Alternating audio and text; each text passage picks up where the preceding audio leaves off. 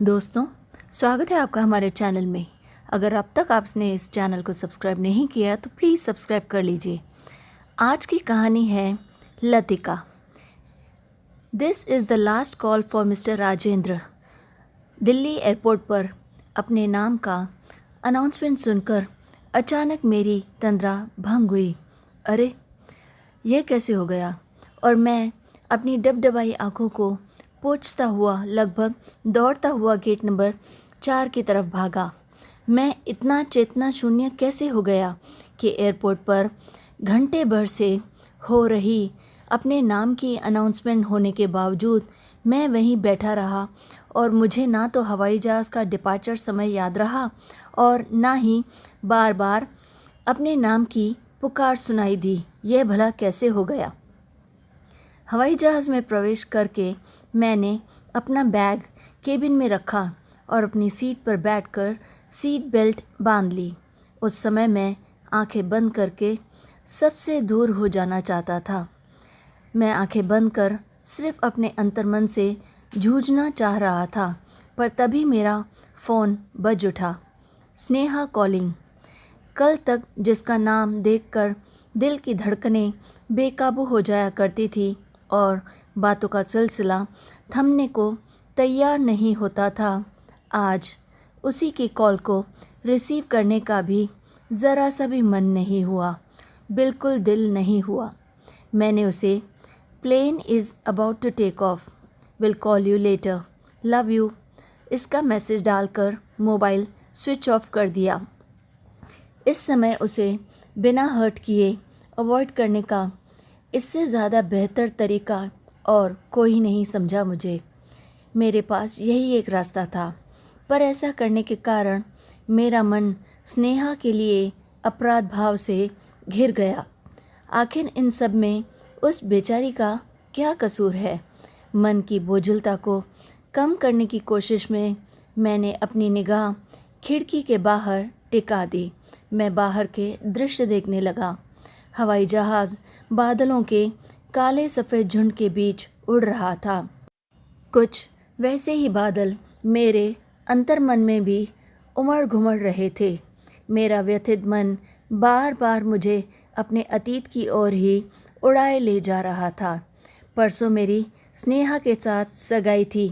सगाई की पूरी तैयारियां हो चुकी थी, पर रस्म शुरू करने से पहले हम सब लतिका के पहुंचने का इंतज़ार कर रहे थे। हमने उसे फ़ोन किया, पर लगातार घंटी बजने के बावजूद उसने फ़ोन ना उठाने से हम बुरी तरह चिंतित हो उठे।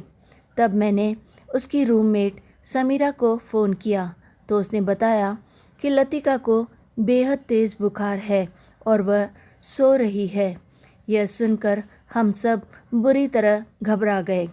हमने जब तक वहाँ आने की बात कही तो लतिका ने समीरा से फ़ोन ले लिया और कहा, आप लोग परेशान ना हो, मैं अभी इसी वक्त समीरा के साथ डॉक्टर के पास जा रही हूँ।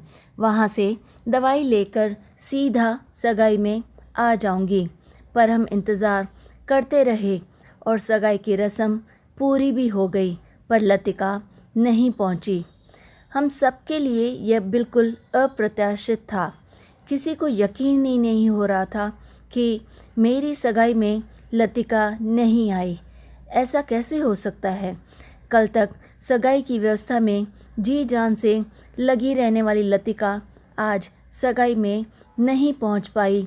यह बात पूरी तरह से अविश्वसनीय थी हम सब के लिए। इस बात से मेरे अंदर एक खटका सा हुआ, न जाने क्यों। इसलिए दूसरे दिन सुबह सुबह ही मैं लतिका का हाल लेने के लिए दिल्ली उसके हॉस्टल चला गया।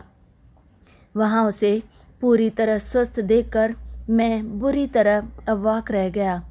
तुम तो बिल्कुल ठीक हो, फिर तुम कल आई क्यों नहीं? मैंने कोशिश की थी, पर शरीर ने साथ नहीं दिया। मुझसे नज़रें चुराते हुए लतिका ने मुझे सीधा सा जवाब दिया। मुझे लतिका एक अलग ही रूप में दिख रही थी, जिसमें उस लतिका का कोई अंश नज़र ही नहीं आ रहा था जिसे मैं बचपन से जानता था। जिसके साथ मैं बचपन से पला बड़ा था। उसकी बात भी किसी तरह मेरे गले नहीं उतर रही थी। मुझसे कोई गलती हुई है क्या, या तुम मुझसे नाराज़ हो? आज तुमने मेरे साथ साथ पापा मम्मी को भी हैरत में डाल दिया है वहाँ ना आकर। वे लोग तो यकीन ही नहीं कर पा रहे थे कि तुम मेरे सगाई में उपस्थित नहीं हो। ऐसा कैसे हो सकता है? राजेंद्र, मैं बहुत शर्मिंदा हूँ। इसके लिए मैं अंकल आंटी से माफ़ी मांग लूँगी, पर आपसे मेरी विनती है कि आप उन्हें यह बिल्कुल ना बताइएगा कि मेरी तबीयत खराब नहीं थी और मैं बिल्कुल ठीक ठाक हूँ। लतिका, मैं उन्हें कुछ बताऊँ या ना बताऊँ, पर दुख तो होता ही है ना। दुख तो है मुझे इस बात का कि तुमने उन्हें जानबूझकर ही पहुँचाया है ना। उन्हें जानबूझकर दुखी किया है तो कारण भी तो कोई बड़ा ही होगा। क्या तुम मुझे नहीं बताओगी? आज वह कारण जाने बिना मैं यहाँ से जाऊँगा नहीं। यह कहकर राजेंद्र वहाँ खड़ा रहा। राजेंद्र, अंकल आंटी को मैं मना लूँगी और अब आपकी शादी की हर एक रस्म पर एक दिन पहले से ही वहाँ पर पहुँच जाऊँगी और पूरा काम मैं ही संभालूँगी, प्रॉमिस। अब आप जाइए यहाँ से, कहकर लतिका उठकर जाने को हुई तो न जाने कैसे मेरे मुंह से वह बात निकल गई जो मैं इतनी देर से महसूस कर रहा था। लतिका, कहीं तुम मुझसे प्यार? प्रत्युत्तर में उसकी बड़ी बड़ी आंखें मेरे चेहरे पर चिपक गई थीं। उन आँखों में तैरते हुए सैलाब को देखकर मैं बुरी तरह कांप गया। हाँ, लगता है यह सच है। मैं अपने आप को संभाल पाता उससे पहले ही मुझे मेरे हाल पर छोड़कर लतिका दौड़ती हुई वहाँ से चली गई। मैं किंकर्तव्य विमूढ़ सा जहाँ का तहाँ बैठा रह गया। तो क्या मेरे मन में उठा शक का भवंडर सही था? क्या लतिका इसलिए ही मेरी सगाई में शामिल नहीं हुई क्योंकि वह मुझसे प्यार करती है और वह मुझे किसी और का होता हुआ नहीं देख सकती थी? यह मेरे लिए एक ज़बरदस्त झटका था। पर अगर वह मुझसे प्यार करती थी तो उसने यह बात मुझसे कभी कही क्यों नहीं? कभी तो बता देती। मैंने स्नेहा के साथ अपनी सगाई के बाद नई ज़िंदगी के रंगीन सपने सजाने शुरू ही किए थे कि लतिका के प्यार के इजहार से मैं एकदम लुटा हुआ सा महसूस करने लगा। और करता भी क्यों ना, आखिर मेरा भी तो पहला प्यार वह ही थी। हाँ, यह बात अलग है कि लतिका की तरह मैंने भी यह बात अपने अंदर ही छिपाकर रख दी थी ताकि किसी को पता ना चले। मेरी आंखों में जाने कब से आंसू टपक रहे थे, मुझे पता ही नहीं चला। आंसुओं पर ध्यान तब गया जब एयर होस्टेस ने आकर कहा, are you okay sir, may I help you? और मुस्कुराते हुए पानी का ग्लास मुझे पकड़ा दिया। मैंने ग्लास से पानी पिया और रुमाल निकालकर अपना चेहरा साफ किया। अब क्या करूं? क्या स्नेहा को सब कुछ सच बता दूं या उससे सगाई तोड़ दूं और लतिका से विवाह कर लूं? आखिर अब तो मेरा प्यार एक तरफा नहीं है, वह भी मुझे प्यार करती है। मुझे पता चल चुका है कि लतिका भी मुझे प्यार करती है। तो फिर क्यों हम दूसरों के खातिर अपनी खुशियाँ कुर्बान करते रहें? आखिर क्यों? पर दूसरा है कौन जिसके बारे में मैं ना सोचूं? स्नेहा? हाँ, स्नेहा। स्नेहा भी अब दूसरी कहाँ रह गई है? अब तो मेरी मंगेतर है। मेरी मनोदशा से अनभिज्ञ वह इस समय सतरंगी सपनों में डूबी होगी और बेसब्री से मेरे लैंड करने की सूचना के साथ साथ किसी रोमांटिक मैसेज का इंतज़ार कर रही होगी कि कब मैं नीचे उतरूं और उससे मैसेज करूं। उसके सपनों को चकनाचूर करना क्या ठीक होगा? और मम्मी पापा, क्या वह मान जाएंगे? क्या मेरे ऐसा करने पर उनका सम्मान आहत नहीं होगा? क्या अपने स्वार्थ के लिए मम्मी पापा के उस विश्वास को तार तार कर दूं जो वे मुझ पर करते हैं? मेरा मन फिर से अतीत की ओर लौट गया। मुझे सब कुछ फिर से याद दिलाने के लिए। उस गर्मी की दोपहर मम्मी पापा के साथ मैं अपने चाचा जी के यहाँ जा रहा था। कार हमारे ड्राइवर ब्रजेश अंकल चला रहे थे, जिन्हें हम प्यार से बीजी अंकल कहा करते थे। बीजी अंकल सालों से हमारे घर के सदस्य की तरह रह रहे थे। उस दिन उनकी बेटी के स्कूल में एनुअल फंक्शन था। बीजी अंकल बता रहे थे कि उनकी बेटी पढ़ाई में बहुत ही होशियार है और बहुत होनहार है। अपनी कक्षा में हमेशा फर्स्ट आती है और अपने स्कूल के सभी टीचर्स की फेवरेट स्टूडेंट है। आज उसके स्कूल में एनुअल फंक्शन है और वह अनेक कार्यक्रम में हिस्सा ले रही है।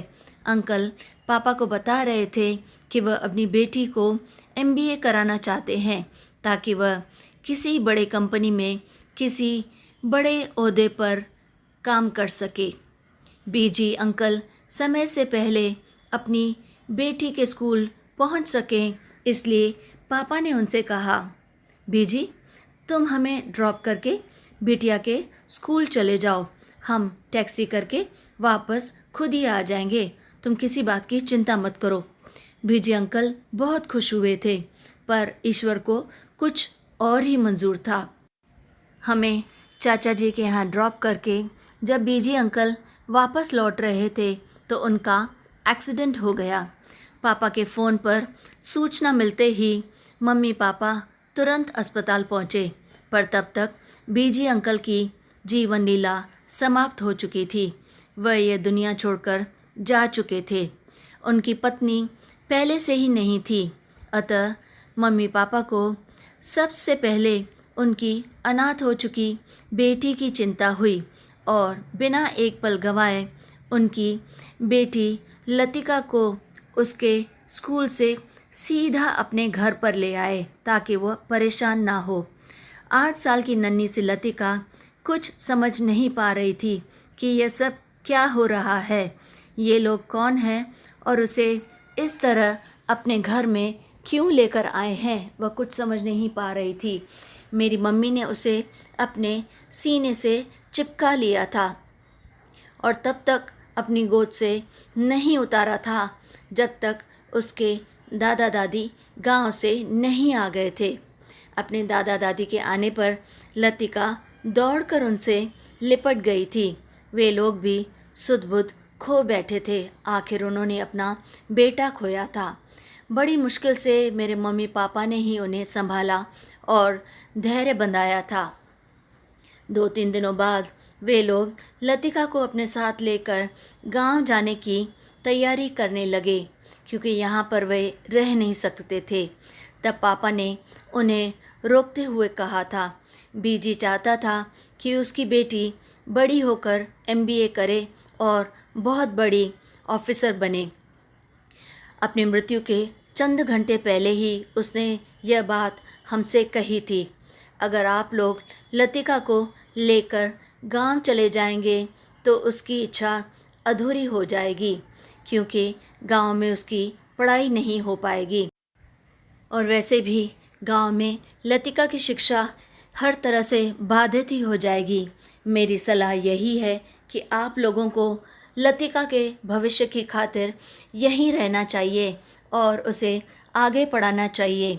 पापा की बात सुनकर लतिका के दादा दादी के अनवरत बहते आंसू और उनकी गोद में चिपकी लतिका को देखकर मैं भी रो पड़ा था। दादाजी ने रोते हुए कहा था, किसके सहारे रहेंगे हम इस अनजान शहर में, ना हम किसी को जानते हैं और ना ही हम कुछ कमाते हैं। जो सहारा था हमारा वह तो बेसहारा छोड़कर चला गया, अब क्या करें हम। तब पापा ने विनम्रता से कहा था, काका जी, बीजी हमारा ड्राइवर ज़रूर था पर हमारे लिए घर के सदस्य से कम नहीं था। उसने 15 साल हमारी सेवा की है। मैं आपकी यहाँ रुकने और लतिका की पढ़ाई के लिए हर संभव मदद करूँगा। पापा ने गैरेज को खाली कराकर उसे 1 रूम सेट का रूप देकर उन्हें वहाँ रहने को दे दिया। माली का काम लतिका के दादाजी को देकर तथा घर के अंदर के कामों में दादी की मदद लेकर मम्मी पापा ने उन लोगों के महीने की आमदनी की भी व्यवस्था कर दी ताकि उन्हें कोई भी तकलीफ़ ना हो। लतिका ने फिर से स्कूल जाना शुरू कर दिया और धीरे धीरे उनकी ज़िंदगी पटरी पर आने लगी। लतिका मुझसे हिलने मिलने लगी थी, पर जब भी मैं उसे देखता तो मेरा बाल मन उसके प्रति बहुत द्रवित हो उठता था। उसके मम्मी पापा दोनों नहीं हैं, यह सोचकर मैं हर समय किसी न किसी तरह से उसकी मदद करने के लिए हमेशा तत्पर रहता था। उसके मदद करने का बहाना ढूंढा करता था।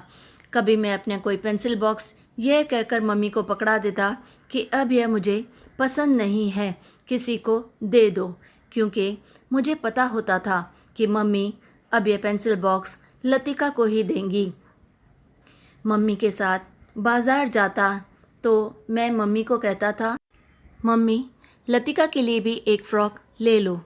मैं तो केवल एक ही सामान लेने के लिए कहता था, पर मम्मी उसके लिए फ़्रॉक के साथ साथ और भी एक साथ कई सारी चीज़ें ले लिया करती थी। फिर उसे बुलाकर बड़े ही प्यार से पहनाती और सजाती थी। मम्मी खाने में जब भी कुछ खास बनाती तो उसे लतिका के लिए भी ज़रूर भिजवाती कि वह उसे ज़रूर चख ले। बावजूद इसके मैं स्वयं अक्सर अपनी प्लेट लेकर उसी के पास चला जाता था और लॉन में बैठकर उसके ही साथ खाता पीता था।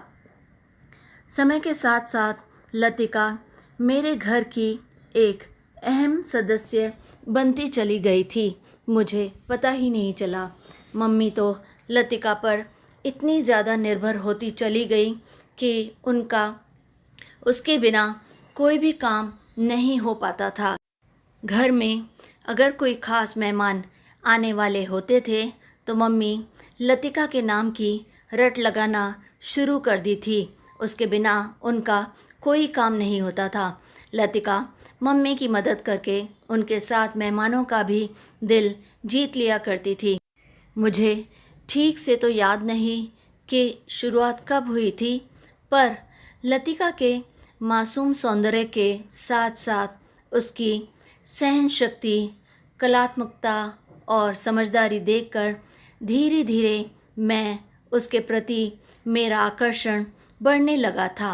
मुझे उसके साथ बात करना और बैठना अच्छा लगने लगा था। कई बार मैं बिना किसी वजह से भी उसके साथ लगातार घंटों बैठा रह जाता था। किसी दिन अगर वह हमारे यहाँ नहीं आती थी या फिर अपनी पढ़ाई या किसी भी वजह से घर में नहीं आती थी तो मैं बेसब्री से उसके आने का इंतज़ार करता था। धीरे धीरे मुझे इस बात का एहसास होने लगा कि यह सब अनायास नहीं हो रहा है, बल्कि मैं लतिका से प्यार करने लगा हूँ। यह बहुत कठिन दौर था मेरे लिए। एक तरफ मेरे ऊपर मेरी भावनाएं हावी हो रही थी तो दूसरी तरफ मुझे इस बात का भी एहसास था कि मेरा यह कदम मेरे परिवार और लतिका की बदनामी का कारण बन सकता है, पर मैं स्वयं से जीत नहीं पा रहा था। लतिका दिन प्रतिदिन मेरे दिलो दिमाग पर छाती चली जा रही थी।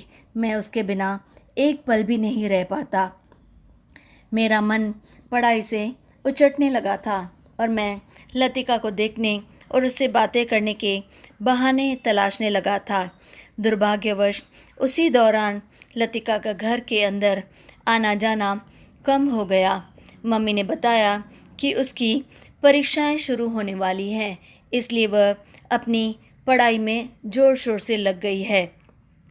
मैं उसे देखना चाहता था, पर वह कमरे के बाहर भी कम ही निकलती थी। मैं अक्सर उसकी सिर्फ एक झलक पाने के लिए घंटों खिड़की से उसके कमरे की ओर देखा करता था। मैं बहुत बेचैन और परेशान रहने लगा था। तभी मेरा सिलेक्शन IIM हैदराबाद में हो गया और मैं MBA करने के लिए हैदराबाद चला गया।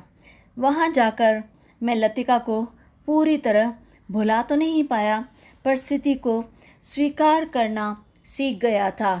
मैंने अपने पढ़ाई में खुद को डुबो दिया। एमबीए ख़त्म होते ही एक मल्टीनेशनल कंपनी के लिए मेरा कैंपस सिलेक्शन हो गया और मैं बेंगलोर चला गया।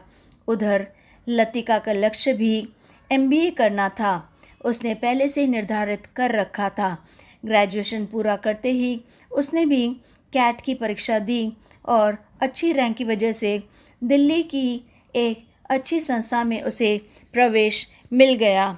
स्वयं गारंटर बनकर पापा ने उसका एजुकेशन लोन पास करा लिया था। वह भी एमबीए करने के लिए हॉस्टल में रहने चली गई। लगभग हम दोनों ही अपने अपने जगह बिज़ी हो गए। पिछले 2 सालों में जब से लतिका हॉस्टल में गई, तब से मेरी उससे मुलाकात एक आध बार ही हुई थी। जब कभी मैं छुट्टियों में घर आता तो लतिका हॉस्टल में होती थी और वह घर आती थी तो मैं बेंगलोर में अपने जॉब पर होता था। माँ ने मेरे लिए तो स्नेहा को पहले से ही पसंद करके रखा था।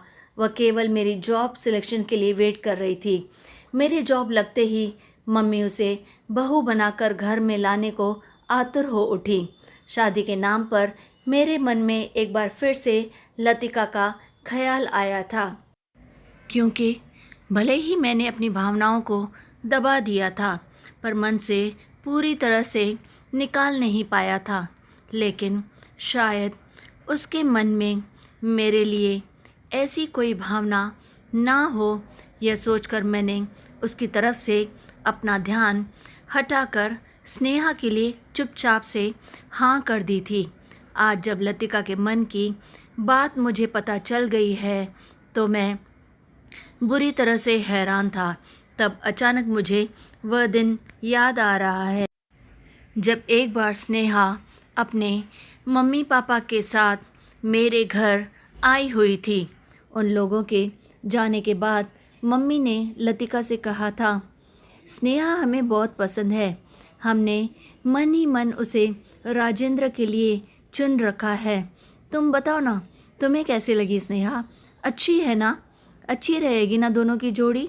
तब अचानक अभी आई आंटी कहकर लतिका वहाँ से चुपचाप चली गई थी और फिर काफ़ी देर बाद वापस आई थी। मुझे अब समझ में आ रहा है कि वह इस तरह वहाँ से अचानक क्यों चली गई थी और वापस आने पर उसकी लाल आँखें हर चीज़ की गवाही दे रही थी। मुझे बेहद हैरान कर दिया है लतिका ने। अपने संवेगों पर इतना नियंत्रण रखना कैसे सीखा उसने भला? मुझे कुछ भी पता नहीं चलने दिया। काश उसने बस एक बार एहसास तो करा दिया होता मुझे, फिर तो मैं उसे अपने दिल की रानी बना कर रखता। बस एक बार मुझे बता दिया होता। प्लेन के लैंड करने से लगे झटकों की वजह से मैं यादों के गुबार से बाहर आ गया था। वर्तमान में केबिन से अपना बैग लेकर यंत्र चालित सा मैं हवाई जहाज़ से सीढ़ियाँ उतर रहा था। मेरा दिमाग अभी भी अपना संतुलन कायम नहीं कर पाया था। मैं कुछ भी डिसाइड नहीं कर पा रहा था। लतिका के इजहार ने मेरे शांत प्यार को हवा दे दी थी। लतिका को तो शायद बचपन से खोने और सहन करने की आदत पड़ चुकी थी, पर मेरे लिए यह मुश्किल ही नहीं, नामुमकिन था। मैं ऐसा त्याग कभी नहीं कर पाता। लतिका तो शायद अपने माता पिता से एक गुड़िया तक खरीदने की ज़िद करने का मौका नहीं मिला था, पर मुझे तो मांगने से पहले ही हर चीज़ मिल जाती थी। यही मेरी आदत थी। पर अब बस, मैं अब उसके जीवन में कोई कमी नहीं रहने दूंगा। अब अपनी ख्वाहिशों का गला और नहीं घोटने दूंगा। मैं लतिका को प्यार को तरसती उसकी खाली झोली को भरने के लिए मैं पूरी तरह से संघर्ष करूंगा। अब खुशियों के पल उसकी झोली में डालने से मुझे कोई नहीं रोक सकता, मेरे मम्मी पापा भी नहीं। मुझे उससे बात करनी ही होगी। 24 घंटे की जद्दोजहद के बाद मैं ये निर्णय ले चुका था कि अब चाहे जो भी करना पड़े, मैं अब शादी केवल लतिका से ही करूँगा। टैक्सी में बैठते ही मैंने अपना मोबाइल स्विच ऑन कर दिया। मैंने तय कर लिया था कि लतिका को अब अपनी सच्चाई भी बताकर उसे अपनी जीवन संगनी बनाने का अपना निर्णय सुना दूंगा।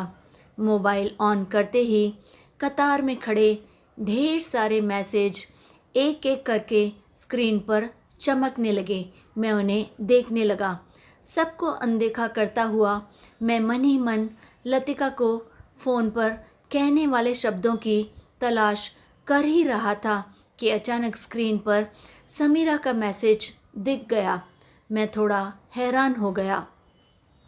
अपने लिए समीरा का मैसेज देखकर मुझे बहुत आश्चर्य हुआ और मैं उसे पढ़ने से खुद को रोक न सका। समीरा ने लिखा था, राजेंद्र, मैं आपको कुछ बताना चाहती हूँ, पर आपको कसम है लतिका की कि आप उसे यह बिल्कुल नहीं बताएंगे कि मैंने आपको कुछ बताया है, क्योंकि मैं उसके साथ हमेशा रही हूँ। मैं आपको सच्चाई सिर्फ़ इसलिए बताना चाहती हूँ क्योंकि मैंने आपके लिए लतिका के प्यार को शिद्दत से महसूस किया है और उसे हर घड़ी तिल तिल मरते देखा है। लतिका ने मुझे बताया था कि वह तो आपको बचपन से ही बहुत ज़्यादा पसंद करती थी, पर जब उसे इस बात का एहसास हुआ कि आप भी उसे पसंद करने लगे हैं तो वो बहुत ज़्यादा घबरा गई। आखिर छोटे घर की बच्ची जो ठहरी, उसे अपने आप पर तो भरोसा था, पर इस संदर्भ में उसे आप पर भरोसा नहीं था, क्योंकि वह जानती थी कि आपको पसंद की हर चीज़ पा लेने की आदत है।